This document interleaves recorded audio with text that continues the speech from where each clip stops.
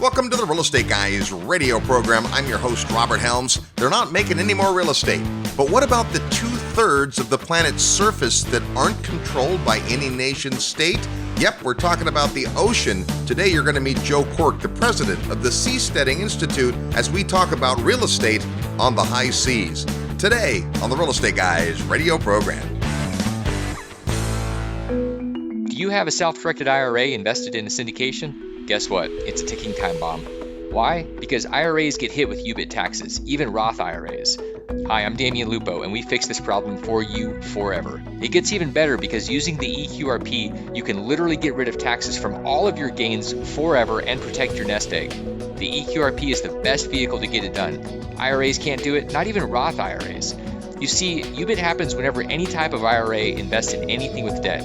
Don't worry, even if your IRA is already invested in a deal, we can kill that tax. Our team at Total Control Financial is here to give you control of your retirement money and free you from that deadly IRA tax forever. Want to learn more about the EQRP? Send an email to eqrp@realestateguysradio.com. I'll email you my special report and send you a copy of the QRP book. Paying a 37% UBIT tax is stupid. First step to getting rid of that tax is to send an email to eqrp@realestateguysradio.com today. Welcome to the Real Estate Guys radio show. I'm your host, Robert Helms. With me, as usual, co-host financial strategist Russell Gray. Hey, Robert. We love all kinds of real estate, and at this year's Investor Summit at Sea, we expanded that quite a bit when we had a chance to meet the gentleman you're going to hear from today. His name is Joe Quirk, and he was a last-minute ad. We were getting ready to head off for our summit, which is our amazing annual event. We had all kinds of incredible people and faculty and plans, and one of our summiteers, a guy who's been with us many, many years, over a dozen years, said, "Hey, I just met this guy. It's a fascinating topic. We've got to have him on the summit." And we all moved heaven and earth to make that happen. And Joe was absolutely captivating. Yeah, it was really interesting. You know, when you first told me about it, I thought, gee, that idea's all wet. Anyway, so I'll be here all week, by the way. But no, really, I mean, it really is fascinating. And of course, I'm a student of history. I study history from an economic perspective, because I really do think that money is what moves people around. And it's not just money, but it's opportunity. It's the desire to improve your lot in life, the desire to be free, to have choices.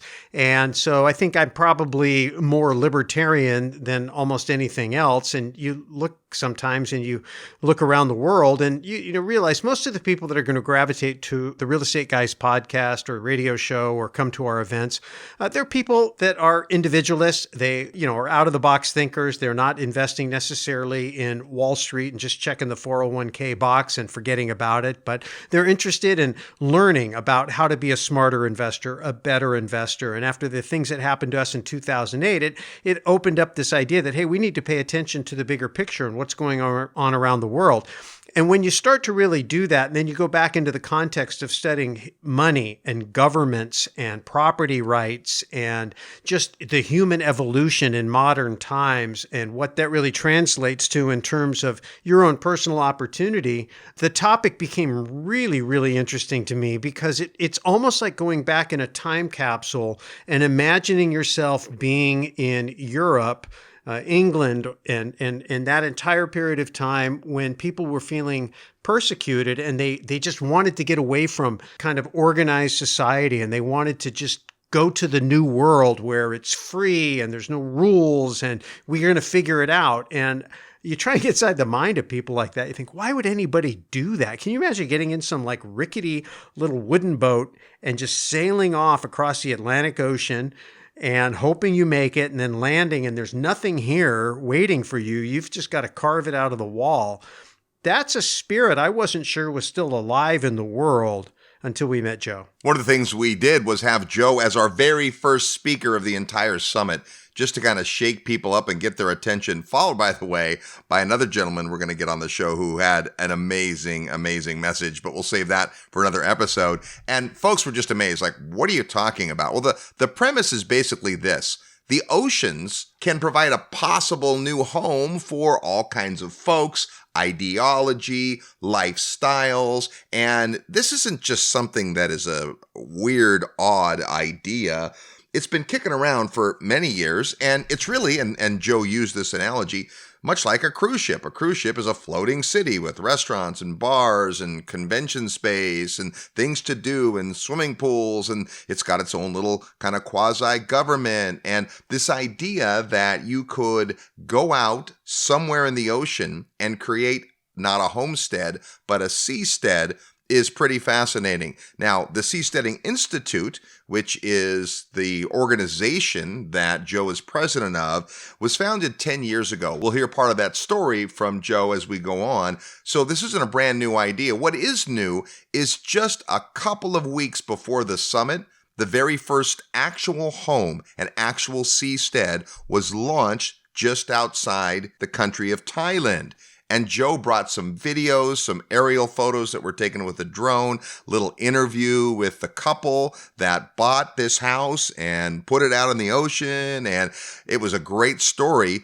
We land back on land, and a couple of weeks later, there's this national news story about how the Thai government has forced these folks to leave. And I'm like, wow. I remember you sent me the article, and I said, yeah, I just read it. It's like, wow, all this stuff has happened. What does that mean for seasteading? Well, that's what we'll ask Joe when we come back. You're tuned to the Real Estate Guys radio program. I'm your host, Robert Helms. Live nationwide, you're listening to the Real Estate Guys. Find out more at realestateguysradio.com. Hey, it's Robert Helms. Thanks so much for listening to the show today. I want to personally invite you to come see an amazing real estate market that combines excellent cash flow, offshore diversification, and what we affectionately call lifestyle investing. Come join me from November 15th to 18th in the beautiful country of Belize. The Real Estate Guys have been bringing investors to Belize for more than 14 years now, and our discovery trip is designed to show you the market like nobody else can. Sure, Belize is breathtakingly beautiful, the people are wonderful, and wait till you taste the food. But the real opportunity is the real estate investment potential. 2018 was the biggest year in tourism Belize has ever witnessed, and this year is coming on strong. How does that translate to real estate investment? That's what you have to come see. There's all types of opportunity in Belize, including both long and short-term rentals, commercial and retail triple net properties, business opportunities, land acquisition, development, agriculture, and more. And as the only country in Latin America with English as its official language, it's easy to understand the law. Property rights are strong, and contracts are in English. And in Ambergris Caye, a unique situation exists where demand for rentals continues to outstrip supply, creating a compelling environment for investors. So come see for yourself. Join me November 15th through 18th in Ambergris Caye, Belize, as we study the market, learn about the sustainable drivers, and tour lots of beautiful real estate. And like all of our field trips, there are no properties for sale during the weekend. Rather, you'll meet lots of local providers that will help educate you about the market so that you can follow up with them after the trip if the market is interesting to you.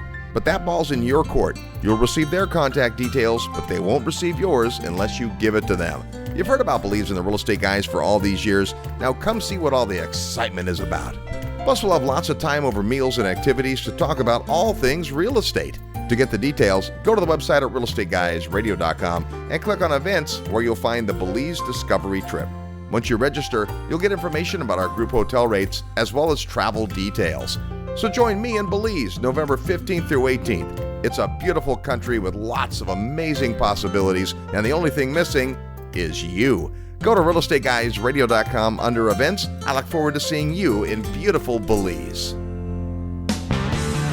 Hi, this is Frank Holmes, Chief Investment Officer and CEO of U.S. Global Investors, and you are listening to The Real Estate Guys. Welcome back to the Real Estate Guys radio program, heard every weekend at this great radio station, all the time at realestateguysradio.com. We love to talk real estate, and the gentleman you're about to meet came on our Investor Summit at Sea this year and blew our minds. You've heard a little bit about what he does if you've heard that episode, but we're going to get into it now with Mr. Joe Quirk. How are you, sir? I'm doing great. How is the world of seasteading? Well, it's very exciting now that I know my friends are still not dead. That's good. Well, let's some backstory on that. When you were at the summit, and it was amazing. We got to see the very first seastead, and we talked a little bit before we had Joe on about the concept, but it's not just a theory anymore. It happened, but then a big turn of events happened. Let's talk about that. that? Yeah, my friends were able to build the first seastead that's affordable for the average American. As a matter of fact, it costs less than the average American home.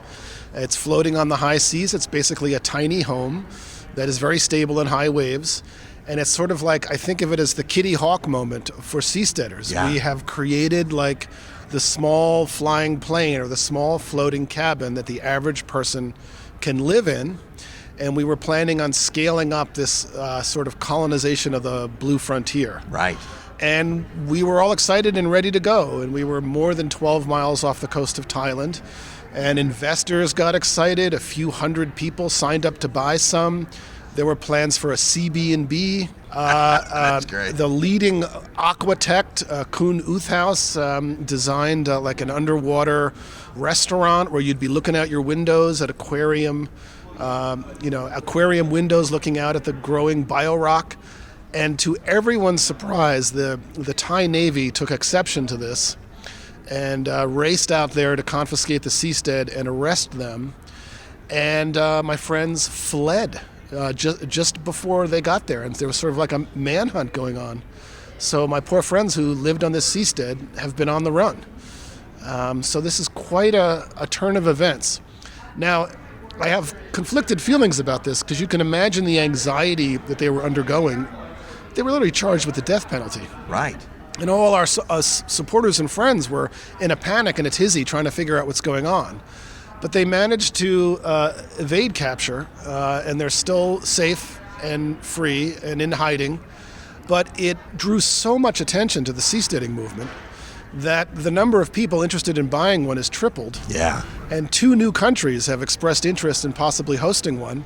And we have this amazing morality play playing out before us, where there's, the Thai Navy took pictures of themselves pointing cannons at this tiny little floating home made by this couple on a honeymoon, basically. It was something romantic they did. So the international conversation has begun. So I think it's really great for seasteading, though very, very harrowing for my friends. Well, and it's a point, right? To really get any traction anywhere, you got to test the boundaries. And that's what this was. They thought they were in international waters. And one of the big premises of seasteading is that the vast majority of our Earth's surface is not owned or controlled by any one nation. Yes. And the idea that not only could you have a place to live for lots of reasons that seasteading makes sense, just physically and environmentally and all that, but that there's also this whole other side of it, which is imagine creating these pop-up nations of seasteaders who can physically move their seastead based on who they want to be around and how they want to be governed. Yeah, you really get it. I mean, imagine if you could choose your neighbors. And we like to talk about colonizing Mars. We're going to colonize the other half of this planet, which I like to call planet ocean. Yeah. More than 2/3 of the Earth's surface is the ocean, and nearly half the world's surface is unclaimed by any existing nation state. So the idea is sort of these little pop-up nano-nations. It's a startup sensibility brought to the problem of governments not doing very well. There's only 193 of them. Well, imagine if you could create a lot more and innovate. So we'd like to unleash all the innovators out there who have better ideas for society, and as long as people can choose among them voluntarily and quit them voluntarily if they don't work by floating their house away, we think we can unleash new innovations. Now, you guys have been working on this for a while, but I'll tell you, when we had you at very last minute to join us on the summit, it was great because the analogy you use is a cruise ship, right? And the way that creates kind of the captain is the person who's in charge, and there's a whole hierarchy. We all go along with it, but it's a floating city that has all these services. And so there's a lot of parallels there. But when I got back and I heard this news, the first thing as I thought was, man, they must have struck a chord. Right, somewhere, somebody, I don't know, I haven't delved into it completely, but somehow the word got out that this was a bad thing. And to me, it's not about somebody floating a house in the ocean as much as it is the other side of this, which is testing government's borders. Yes, and it's all my fault because I made a documentary about them, showing them out there on the ocean, and they're saying provocative things that we're our own little society now, and this is rhetoric in the English language, but the Thai Navy took it very seriously. I think that the Thai Navy's reaction is unique. I don't think other countries in the world will react the same way. An example I use is Sealand, which is like an abandoned military fort off the coast of England, where a group of people went out there, 50 years ago and declared their sovereignty, and are a lot more provocative than anything seasteaders are trying to do. Yeah. And they make, $600,000 a year just selling like titles of nobility and stamps and passports. And there's nothing there really, right? Yeah. I mean, it's like it's a place people are going to go have a vibrant life. But the cool part, the promise of seasteading, is that you really can create this vibrancy and this way of living that in the past, that's what sailors did. They went from port to port to port. They spent time out of the ocean. They got access to all kinds of different cultures, and they would do something like pull up somewhere and say, wow, we really like it here, we'll stay for a while, or oh my gosh, we don't like what they do here, or how they think here, or how they vote here, and we'll leave. And to be able to have these outcroppings of new civilization in a part of the world that has abundance is brilliant thinking. I know you guys have been at it for 10 years now.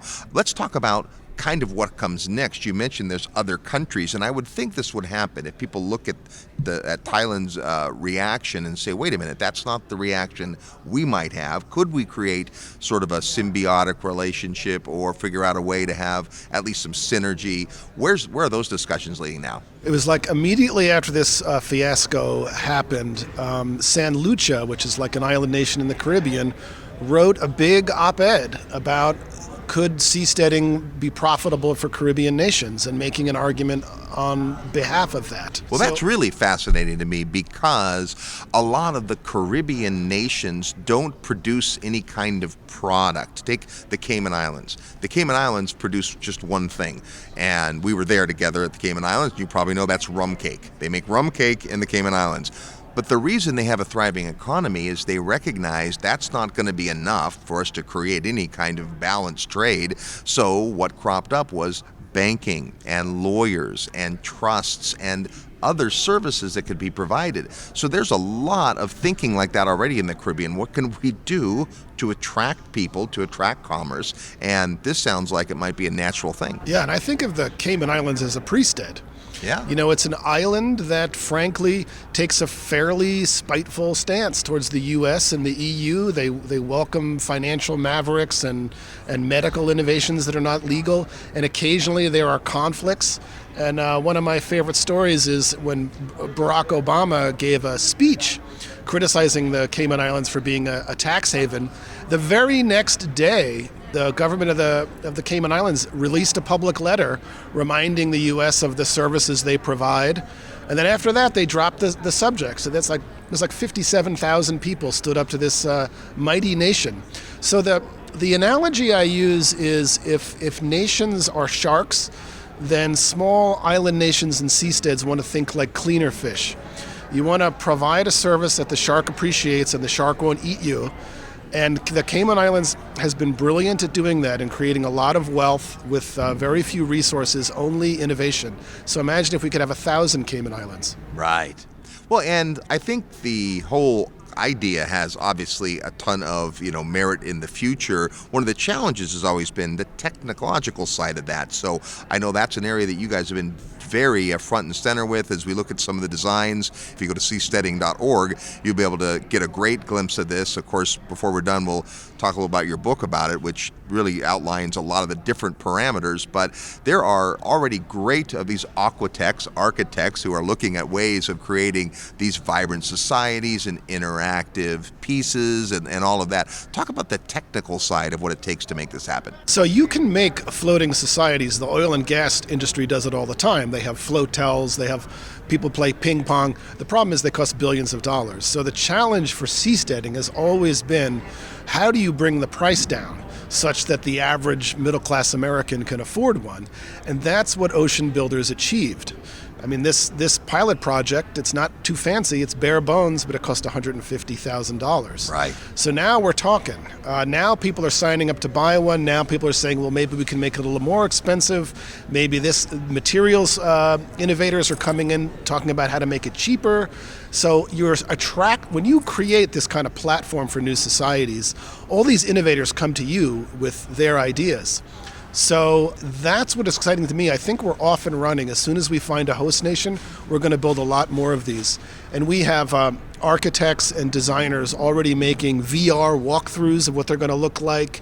I wish I could show you the images. They're going to be available very soon. So Awesome. We've inspired a lot of people. Well, and I think there's so many questions people have, and in fact, on the summit, it was fun because we, gave you a table every night to get in discussions with people and to get their mind around it, and then they all of a sudden think about the practical questions like how do I get food and what happens, to the bathroom and all that kind of stuff, which I know you cover a ton of that in your frequently asked questions. In fact, you've got some videos you've done and so forth. But wrestling with that part of it, you've got a technology side that you've got to make sure people feel like they can not only survive but thrive in this kind of environment. Yes, and there's so many counterintuitive things to seasteading. I mean, the basic seasteading technology, think of it as like a floating wine bottle, where the bottom fifth of it is filled with sand. Yep. So it's very heavy, and like 4/5 of it is below the ocean, and 1/5 of it is above the ocean. And your little house is sitting on top of the wine bottle, so you're up above the waves. But there's so much stability down deep that you're basically like stable as a fence post in waves. Yep. And you could build this at any size. So once you have something stable and going deep into the ocean, you have a structure to grow coral crete, to grow a new coral environment. We call it biorock. It's an actual technology. Yep. So the more societies you build, the more ecosystems you can create. And then there's like fish farms that people want to build out there. There's seaweed farms, which are, not many people know that seaweed is much more nutritious than corn, wheat, and soy, Yeah. and much more environmentally restorative. So there are so many ways our brains have to flip, and we have to get rid of these land-based assumptions to think about how things work on the ocean. One of the basic things you have to flip is how gravity is your friend on the ocean. So when we build things on land, we have to drive down into the bedrock and build something straight up, and it's like really hard to do. But on the ocean, instead of building a skyscraper, you want to build a sea scraper. Flip that upside down. Yeah. And so the deeper you go, the more stable it is. And so going deeper and deeper, you can actually create more stability, and width is really good. You don't want to build high, but you want to build wide, and the wider you go, the more stable it is. And so there's lots of space on the ocean to experiment with these sort of societies. I remember back there were a couple of folks who had this idea of taking an old cruise ship and turning it into condominiums. It would be sailing all the time, and it would obviously have to port to let people on and off. But really, this isn't that far from that, except that there are all kinds of sizes and shapes and designs that could come into play, plus these little cities that might crop up, and you've got public areas and park areas. And talk about some of the thinking around creating community around seasteading. Well, the idea is once you, and this is already panning out, once you create platforms for new societies, the most exciting pioneer people in every field come running out there with their better idea how to do things, whether it's blockchain or engineering or anything like that. So there are such a variety of designs for how seasteads could work. It depends on whether you want to work with width to create stability or depth to create stability. But people have ideas for floating solar farms. Solar is 20% more efficient on the ocean than it is on land because you can use the water to cool solar panels. Yep. Wave energy is abundant on the ocean, as is wind energy. And we already have floating wind turbines off the coast of Scotland, supporting hundreds of people with energy. Well, and energy is important because obviously you can look at someone who's just retired and wants to live on the water, but that's not what this is really about. If you create vibrant society where people are doing work, and there's a lot of nomadic workers that could work anywhere, you're going to have energy. It's one of the premises, and yet that's totally available here. Yeah, that first tiny seastead that Ocean Builders made, entirely all of its energy from solar. So solar is just getting more and more efficient. Energy is abundant on the ocean. I mean, you can think of the waves as being a challenge. You can also think of it as, imagine if you just parked your house on top of this endless source of energy, and if you could capture some of that wind energy. And some of my colleagues are working on floating wave breakers that would not only surround the seastead and break the waves as it's coming in, but absorb the energy in such a way as to pay for the wave breaker. So you can just scale these things up indefinitely. And they are, in fact, working in San Lucia, the very place that published this article saying seasteads could work well in our country. So this is a global movement of people getting interested in how you could solve problems using the freedom and the power of the sea. We're talking to Joe Quirk about seasteading, and we'll cover more when we get back. We'll also play real estate trivia next. You're tuned to the Real Estate Guys radio program. I'm your host, Robert Helms. Real estate investment advice right in your mailbox. Sign up for the free Real Estate Guys newsletter at realestateguysradio.com. Are you achieving everything you want in life? What if there was a time-tested way for you to get everything you've dreamed of? The most successful people in life set goals and keep themselves accountable. But how? The good news is that it's not rocket science. You too can learn the skills and unleash the motivation that will create success in your life. And now is the time. Hi, this is Robert Helms, and I'd like to personally invite you to attend Create Your Future, the 2020 Goals Retreat, January 17th to 19th in beautiful Lake Las Vegas, Nevada. This unique weekend has been called phenomenal, inspirational, and life-changing by the thousands of people that have attended. Hear from some of them and find out more at realestateguysradio.com under events, or call 888-489-7723, extension 18. Get your life back on track, physically, spiritually, and financially. Attend the 2020 Goals Retreat on the third weekend of the new year. Click events at realestateguysradio.com to register. This is no dress rehearsal. Live the life you were meant to. Visit realestateguysradio.com or call 888-489-7723, extension 18 today. If you love real estate and have always wanted to own your own business, listen up.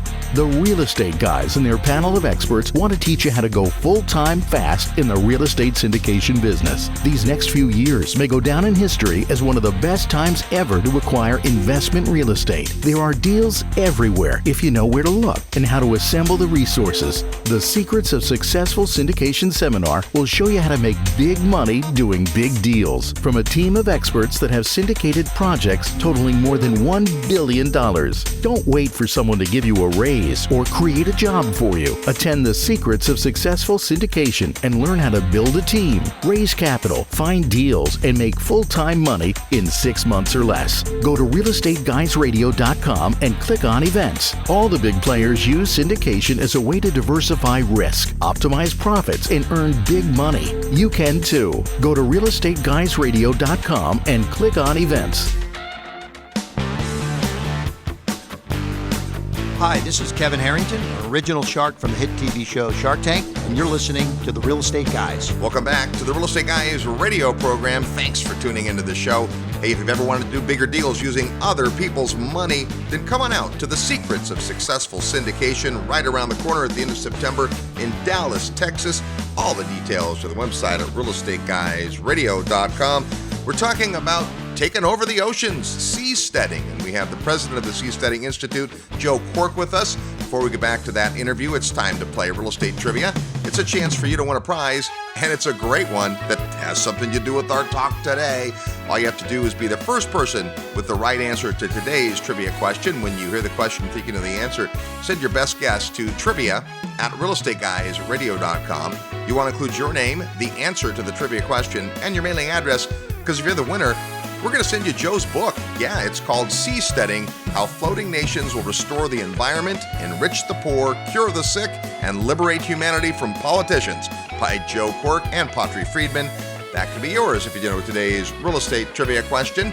Last week on the Real Estate Guys, we had John Larson talking about finding yield in places like Dallas, Texas, and we asked this: name the official state mammal of the state of Texas.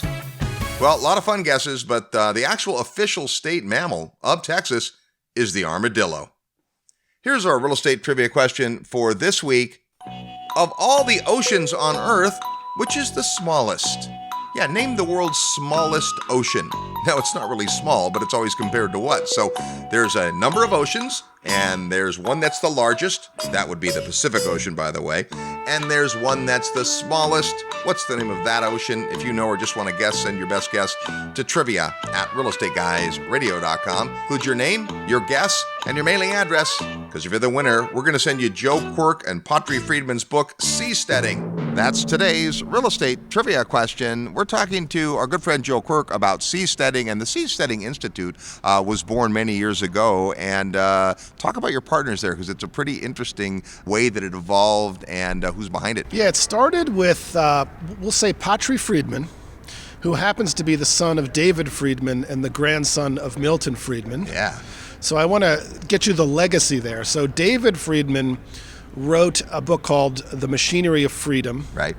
which is all proposing whimsically, what if houses were on wheels and you could move about and choose the governments you want, then you would have an economic solution to political problems. Yeah. A decade later, Milton Friedman published The Freedom to Choose with his wife Rose, which is about what if people could choose the sort of societies they wanted, if they could choose to be governed less.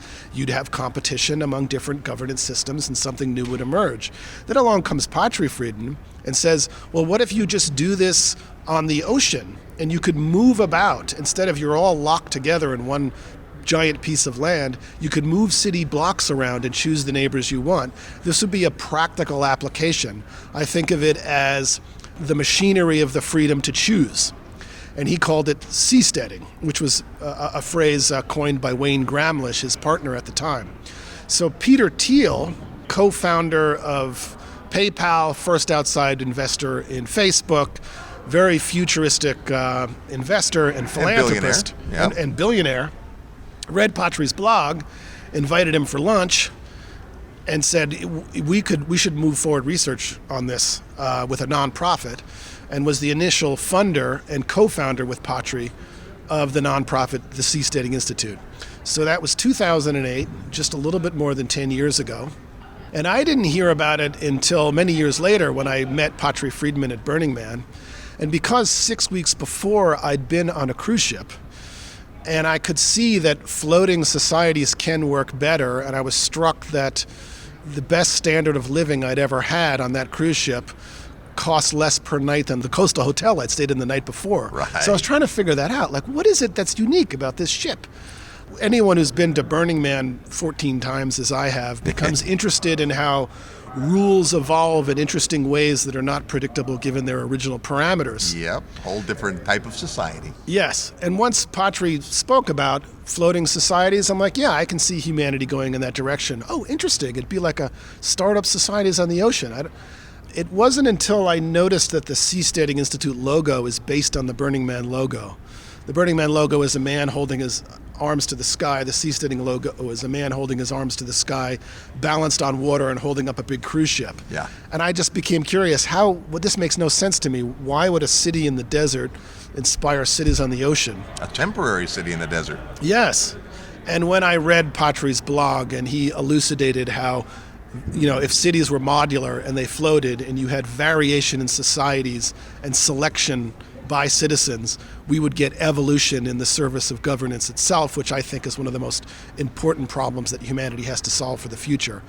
And I said, man, this can't be just a discussion among Silicon Valley bloggers. You got to let me write a mainstream pop book for this, because we got to attract 1,000 times more experts to get this done. Well, and you and Patri wrote that very book, and the book is great. You really get into the details about lots of different angles of it, but one of the things you talk about is just this whole idea that the way that a government governing of a people, has evolved could be completely changed with seasteading, because you would start out by design and what the rules are going to be and who's going to be, keeping those rules, intact and or not, and how do you vote with your seastead the kind of society you want to be a part of. Right. So on a cruise ship, we don't get together and argue about, who the captain's going to be.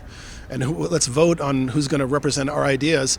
All we have to do is choose among different cruise lines, and magically good rules and good governance emerges. And we don't even know who the dictator is. I said on the cruise ship that essentially a captain is sort of like a de facto dictator. Yeah. But the reason he doesn't flog us and keel haul us is because we can write a negative Yahoo review or switch to another cruise line. And that's also true of the employees. The governance on cruise ships keeps getting better, not because we argue, but because we can choose. Now, if things like cruise ships floated permanently and we could switch among them, then we wouldn't have politicians, we'd have governance providers competing to please us. And if they'd go out of business if they don't do a good job. So this is what excites me the most about seasteading, is the power of people to choose among governance providers. You know, you talked on the summit about some of the different ways that could go, and obviously it's just starting out, but a lot of folks, you know, figure, well, hey, if it was my world, I'd do it this way. Well, it could be your world. It could be your country. It could be your voluntary assembling of a bunch of other like-minded people. Choose to collect around a certain ideology or a certain religion or a certain ethnicity, or it could be 1,000 different things. Yeah, and your annoying friend that always argues about his crazy ideology like I do, you could eventually say, like, why don't you get your allies together and go out there and seastead it and demonstrate it in reality instead of trying to convince me? And then all your political opponents who you don't like, hey, go get your seastead and go build your society. I'm going to be here to laugh at you if it fails, but then maybe I'll learn something and be humbled if something works in a unique way. People are diverse. They should have diverse societies. They should be able to choose among them, and the people that provide them should pay the consequences of failure and profit if they succeed. To some degree, that is a tenet of, society, where if I don't like it in one part of town or in one county or in one state, I can move, and that's a big thing, to uproot my life and my family and my business and move somewhere else. A lot of folks, like on the summit, we talked with Peter Schiff about his decision to move to Puerto Rico based on, what they're doing there with the ability to have a lower tax jurisdiction. That's just one reason why people might move. Now, some real estate investors laugh at that because we can get down to zero tax as real estate investors without having to move. But if I want to spend time around people that think like me, talk like me, or maybe I want to spend time where everybody's different, then there's only a certain number of places you can go. What seasteading potentially allows is to create a completely new paradigm. Yes, and you can get together with the people who agree with you and create something new from the governance up, from the ground up. The only catch is you can't use the ground, but that's what's good about it. You can detach, you can bring your own land and detach and move about. And right now, actually, on the Sacramento Delta, there's something called Ephemerisle. It's Burning Man on the Water. It's a yearly festival of people who love seasteading. It was founded by the Seasteading Institute, and they get together and they hook up rafts and they try to find ways of living together. Yeah. And they have conflicts, and people break off the next year and make different islands, and then they make up and put islands back together. The social dynamics of seasteading are working already on this little island of Ephemerisle that happens once a month, and it's actually happening right now on the Sacramento Delta. And the way I know it's succeeded is that, when I attended the first time, everyone knew who I was. When I attended 2 or 3 years ago, I was walking around, people were like, who are you? And I'm like, oh, I'm Joe the Seasteader. And half of them said, see, what is that? Wow. So now people are already choosing it because it's cool and interesting, not because they have some kind of ideology of seasteading. So, Joe, what are the big impediments? You've got this big, huge, audacious idea. And how do you get from, I know you spend a lot of time spreading the word about it, which we're happy to help in because it's such a cool idea. But what are the impediments to this becoming a legitimate thing that people really can consider as a life choice? All we need now is a host nation to let us set up in their territorial waters with some legislation for freedom. And the only remaining challenge is misunderstanding. So I used to talk about, waves are the big challenge. Bringing the price point down is the big challenge. Food is the big challenge. All those technical challenges have been solved. Yeah. We can start now. The only remaining challenge is getting people to change their paradigm and how they think and get past their initial reaction like this could never work. What about pirates? What about tsunamis? That's why I'm making these short videos answering all those questions so I can answer it clearly. But yes, once we have like a host government willing to legislate this at no cost to themselves because we'll bring our own land. I think once we demonstrate how seasteading works, we can show how this can be an improvement over our existing societies, and we don't have to spend all our time explaining. Well, and it's not lost on me and hopefully not the listeners that this little conflict in Thailand has actually been a testing of the boundaries, and thankfully your friends are safe, so that means it's a good part of the story, because that's going to continue to happen on the technology side, I'm sure, as you're trying to figure out how to get the cost down, how to make sure it's stable in the water. You got to try a lot of things to see what really works. That's going to be the case here. So I think staying connected is important. Let's talk about your book and how people can get it. Easiest way to get a hold of that. I know you can just go to Amazon and get it. Yep, you can go to Amazon and get it. It's published by Simon & Schuster. It's called Seasteading: How Floating Nations Will Restore the Environment, Enrich the Poor, Cure the Sick, and Liberate Humanity from Politicians. And I have that audacious title because I want people to say, you can't do all those things. And then I feature what I call an aquapreneur in the book. There's 8 of them that solve each of those problems through seasteading. And I explain what their vision is and what they're trying to do. And it gives you a new optimistic vision of what the world could be when you see it through the eyes of these interesting people. Well, it's fun to watch how the brain trust is increasing too, right? To go from just this abstract idea to something that is starting to really form out, so you can see, I could live in a tiny home, or maybe I don't want to live in a tiny home. I want a beautiful yacht, or no, I want to be with other people, or I'm thinking from the landlord perspective. Boy, I'd like to figure out how to house some of the people that are going to want to live here to serve others and earn income who maybe can't afford their own unit but would stay in my seastead apartment. I mean, there's a lot of things that you can do to help this thing evolve. Talk about what the work is of the nonprofit organization and how people can help. So the nonprofit organization, there's just 2 of us. And we've accomplished amazing things. I mean, we're in the news. We've gotten the word out. My friends at Ocean Builders, Chad and Nadia, who were the first tenants on the seastead, they took a huge sacrifice in order to make this an international topic of conversation. So we're negotiating with heads of state around the world. So I would put us up against any other nonprofit for what we're able to accomplish. And I think it's another thing that people have to think outside. We wear T-shirts saying, "Stop arguing, start seasteading."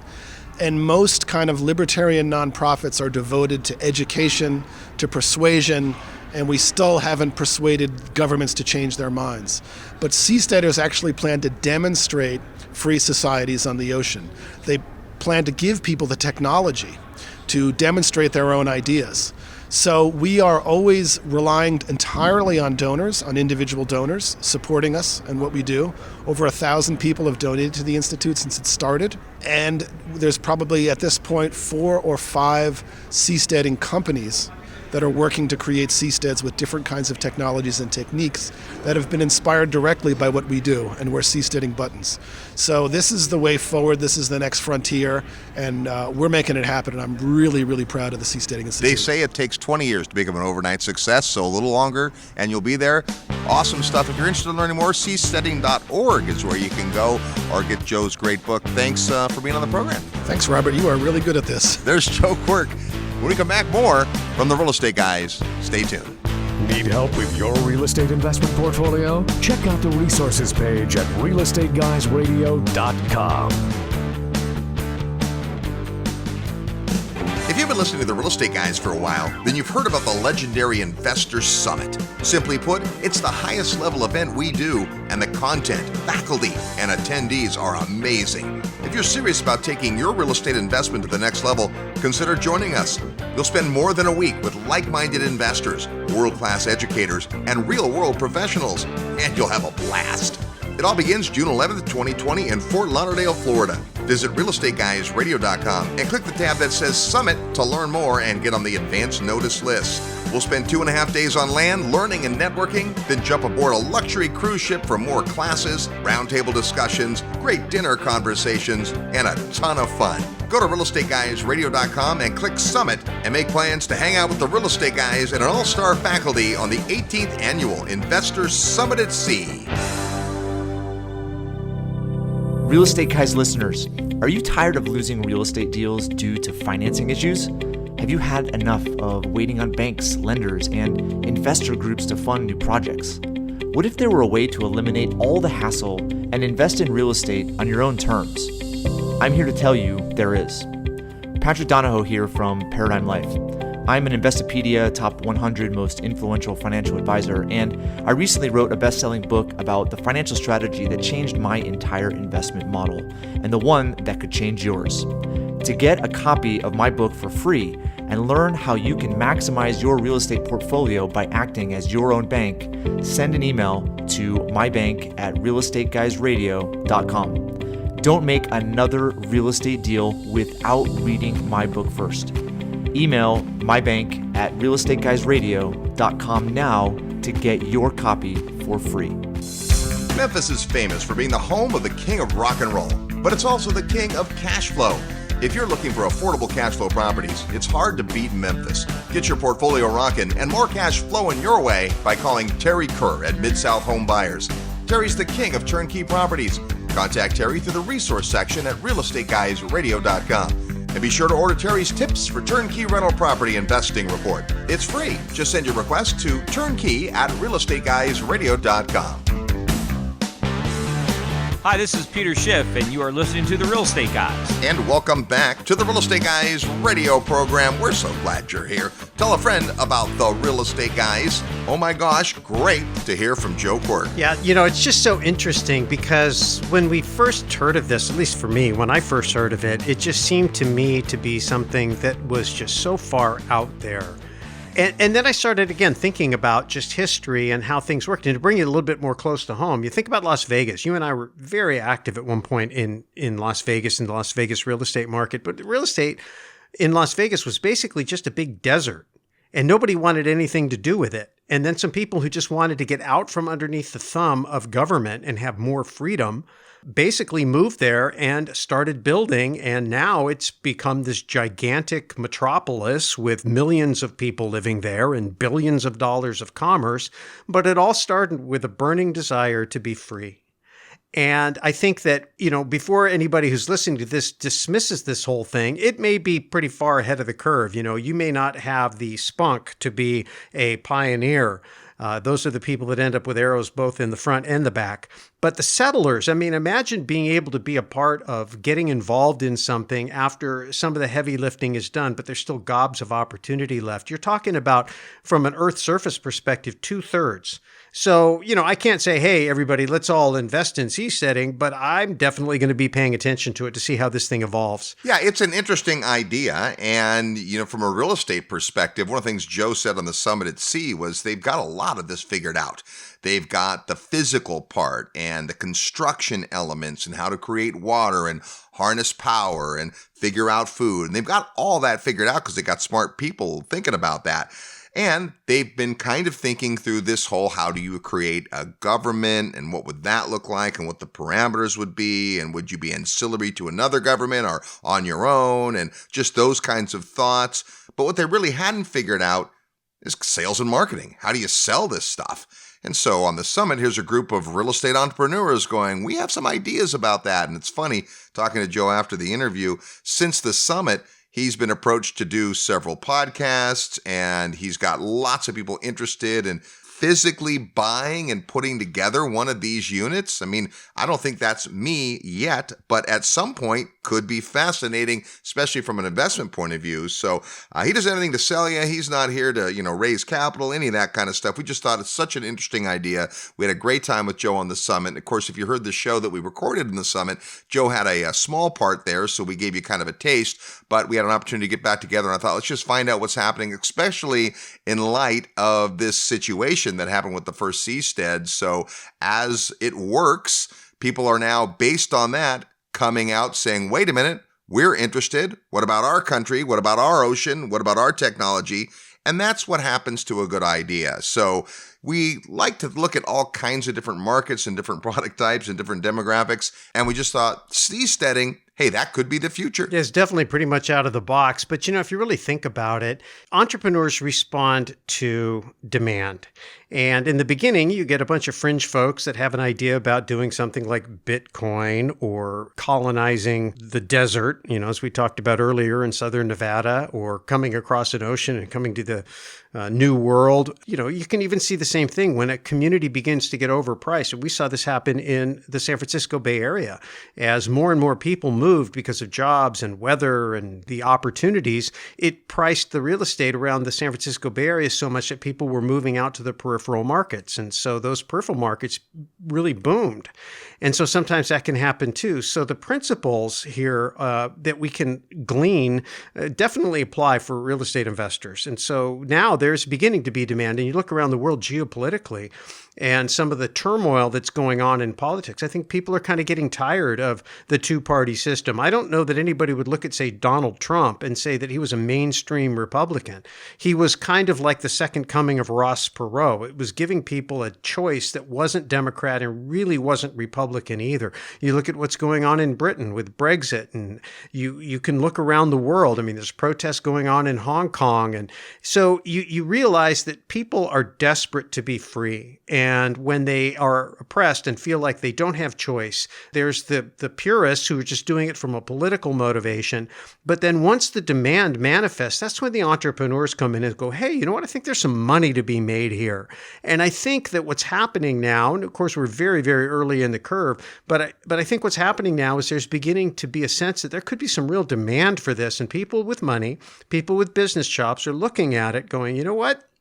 Might not be too long till there's some real opportunity. And Joe mentioned if they can get a government or somebody that has some ability to, I don't know if safeguard is the right word, but not harass them and allow them to kind of build this thing and get it going in the waters off of a coast of a government that isn't going to be hostile to it, they can really prove the concept. And then it's going to be really interesting to see how fast the idea spreads. There's a similar idea that's already taking place on land in some areas. That's a topic for another day, but I met with some developers who've made a great deal of progress, 6 years of progress with a nation to create kind of a society outside of the existing government. So people are definitely thinking this way. I think the bigger picture is just a nod to creativity.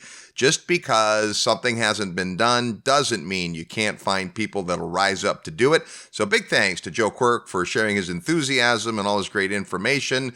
And if you're looking for a good place to run into new ideas, well, then come join us at the New Orleans Investment Conference. It happens once a year. The 45th year of this conference takes place November 1st through the 4th. The real estate guys are going to be there.